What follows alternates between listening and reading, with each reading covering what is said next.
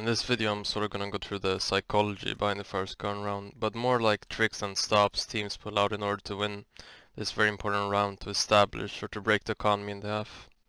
And it's obviously a very scenario or round based thing, but usually you can abuse the fact that none of the teams have been able to show or go into their defaults and tendencies yet, so there's nothing to really read into or counter. So with this fact in mind, a first gun round can, besides the economy factor, really sort of fuck your opponent up, and then they may have to stray from setups or default they wanted to run. Anyway, I'm gonna delve into some examples now on how you can treat or a take you can have on this first round.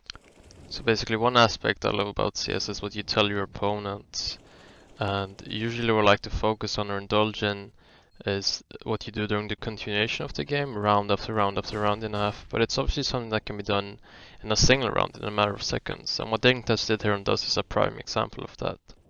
So I'm sort of just going to take you through what happened, what Dignitas knows and how they act upon that, like Complexity's as he decided on the first gun round on Dust, with low utility, and they sort of just know how Complexity are gonna play and how they have to react, and they just use all that information to get a very probable round one.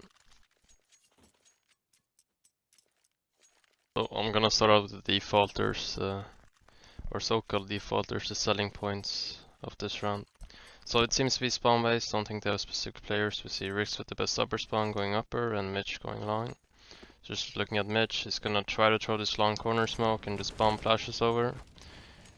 Thinking he smoked, he's gonna peek it. He gets tagged up, but with a good pre-aim there you can hit a headshot. Anyway, looking over at Rix, he's just throwing all his utility out, just causing a nuisance of any kind.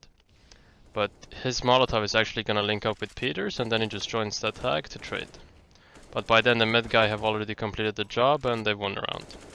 So basically those two guys just showed themselves, showed their utility, try to keep players at the respective strong points. Just to boil it down concisely why they do it and why it's so efficient is that you don't want the second B guy watching mid doors, and if they went for a 3-man long control or A setup of any kind, you want that guy on A to linger around and stay there as long as possible, and that's just the main point these guys want to achieve.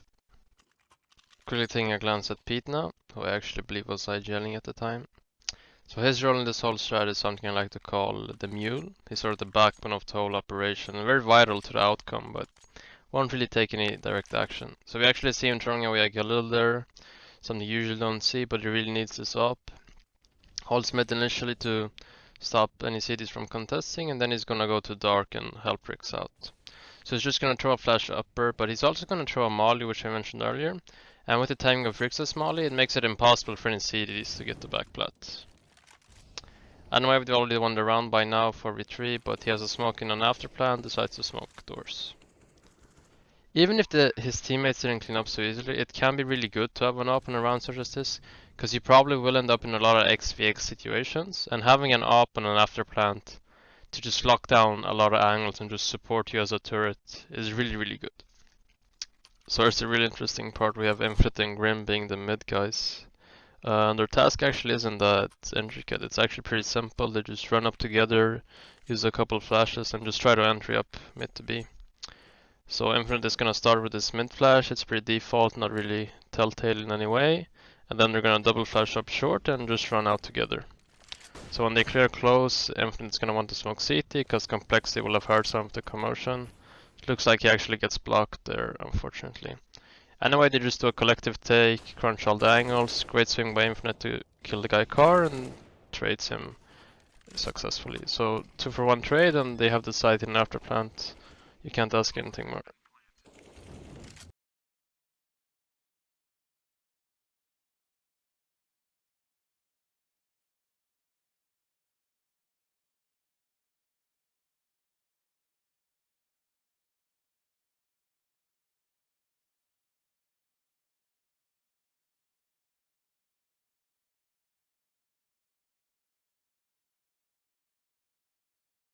Around from the Faceit Major here, which Liquid pulled off against Nip.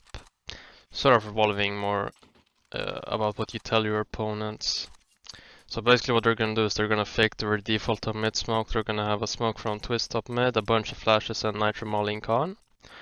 And from there Nip can do one of two things, which is either contest or back off. If they contest, which they are gonna do, they will see that mid is empty, and the illusion they're gonna sell later is gonna be even more efficient. But if they end up really not contesting, they still have to be extra cautious about all places on the map. So Forest smokes out short, and he's also gonna support Molly under to check this out, but he sees nothing. So Naf is actually gonna throw a ramp lurk smoke from here. Now with Nip's equipment, they realize they probably can't win a retake, and logically they're gonna decide to play sides, thinking they can give up their retainment of mid. So with the info you have as a CT side here, it would not be illogical to think this either is an A fake for B hit or a ploy, so they think it's an A fake. Anyway, Nip gets Dennis from kitchen to A and forces back into B site, and this trio of players just walk out mid. So there won't really be a more efficient time than now, knowing the mind games from Liquid, so the call to pounce just comes in. Molly window, 2 cross smokes.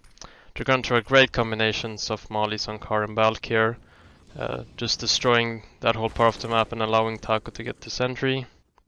Lair also cleans up Forest on the backside. Too many angles for him to check on. That's basically the round.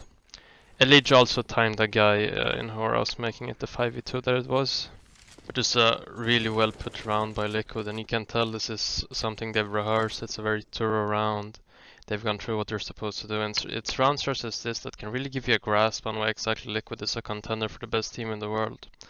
And even if you as a CT team made a gamble call or stayed somewhat dedicated mid, a split such as this can easily be destroyed by a correctly predicted CT side, especially on a round such as the first gun round. We're now gonna take a look at the round Team Spirit just pulled off at the minor a few days ago, and it resembles the Dignitas one very much, but the only real difference is that the anchors, so to say, are much more passive. So we're gonna see Softic here, throws the long corner smoke, double flash over, and some Young is just gonna hide there in dark. But the principle is the same, the mid guy's just running up mid, and call his entry some perfecto. So see right now instantaneously they know they don't want to keep pushing here, they've just showed presence, there was a guy holding. So the call is instantly just to smoke CT and get away. And they know this will throw a spanner in the works of Simon. So if we just pause and look at the map, or just look, so with this entry and this one smoke, has 2 guys committed to it. And you see they even have a long push, they have a guy push long doors to here, but they have to play like this because they don't know what's coming, and they've chosen to play like this. They don't really have any utility to go and play, you know, in another kind of setup. And Spirit has a good guess of this. They know there might be a possible anchor in the B site, even if. So with them knowing this, they're just gonna act on it. It's that simple. So just one flash, and some Young jumping on with a Mac gets them the site. And they've already won the round now. 5v4 after plan, no utility for Simon. The only ones who's gonna see action is Softic here on short. I think he trades 1 for 1 here by the 2 guys pushing him, yeah. But they've already won the round because it's a 4v3 after plant. So Spirit showing us that it doesn't really have to be intricate at all. You can pull off these setups and these sort of tricks even if it's simple.